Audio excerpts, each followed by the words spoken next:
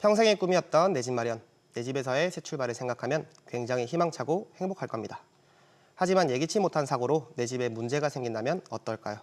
상상도 하기 싫을 정도로 끔찍하고 막막할 겁니다.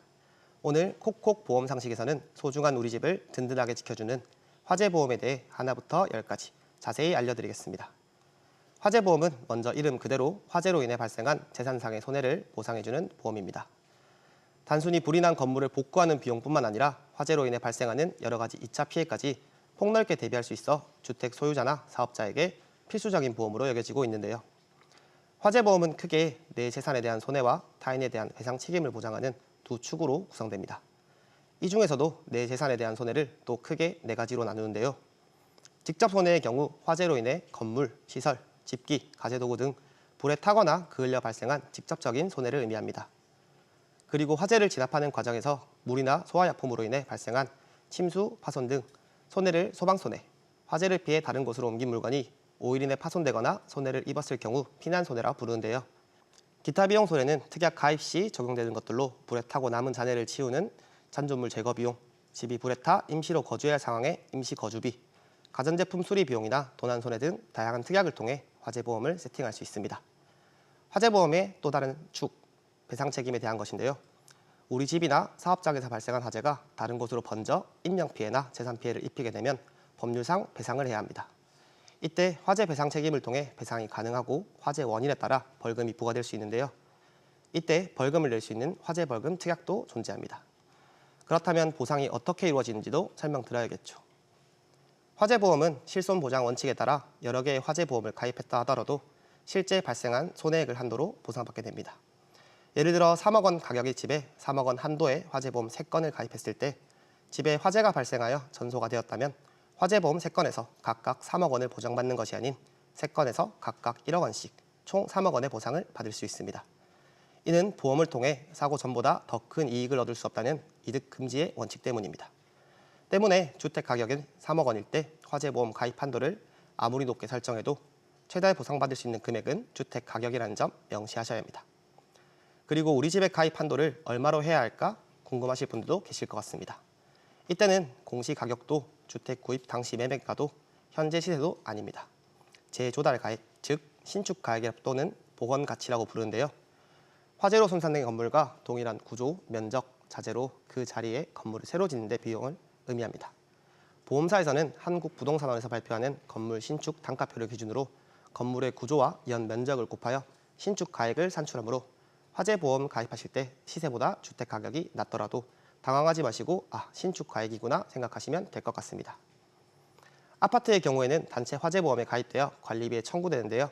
16층 이상 고층 아파트는 단체 화재보험이 의무 가입되어 있습니다. 하지만 단체 보험의 경우 아파트 건물의 공용 부분만 보장되는 경우가 많습니다. 따라서 화재로 우리 집이 손해를 봤다면 피해 보상이 어려울 수 있고 우리 집에서 불이 난 경우에는 배상 책임은 보장되지 않을 수 있습니다. 그렇기 때문에 내 집 마련에 성공했다면 화재보험은 반드시 필수적으로 준비하시는 걸 권장드립니다. 그렇다면 개인 화재보험에 가입할 때 어떤 보장을 챙겨야 할까요? 필수적인 특약과 추가로 가입하면 좋은 특약을 소개시켜드리겠습니다. 첫째, 별 5개짜리 가장 중요한 화재 배상 책임 특약입니다. 만약 우리 집에서 발생한 불이 다른 집으로 번져 재산상의 피해를 입혔을 때 그 손해를 대신 배상해주는 특약입니다.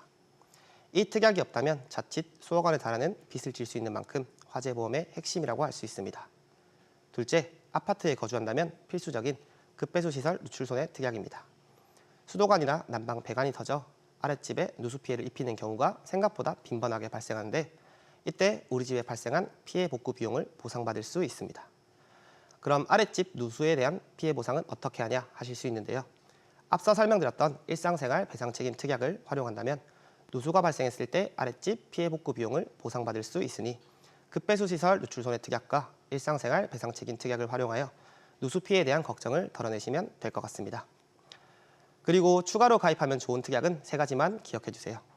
화재벌금 특약, 임시거주비 특약, 잔존물 제거 비용 특약입니다. 화재벌금 특약의 경우 화재 발생의 책임으로 인해 법원에서 벌금형을 선고받았을 때 그 벌금을 보상해 줍니다. 그리고 임시거주비 특약은 보통 90일 한도로 집이 불에 타 거주가 불가능한 경우 임시거처 비용을 1일당 가입 금액을 산출하여 보상하고 있습니다. 마지막으로 잔존물 제거 비용 특약인데요. 화재 후 불에 타고 남은 건물 잔해나 폐기물을 치우는 비용, 즉 파손된 걸 해체하고 청소, 운반하는 것을 보상해 주는데요. 건물 철거 및 폐기물 처리 비용은 생각보다 크기 때문에 꼭 필요한 보장이기도 합니다. 마지막으로 전해드릴 내용은 운전자 보험에도 화재보험 특약을 추가할 수 있다는 건데요.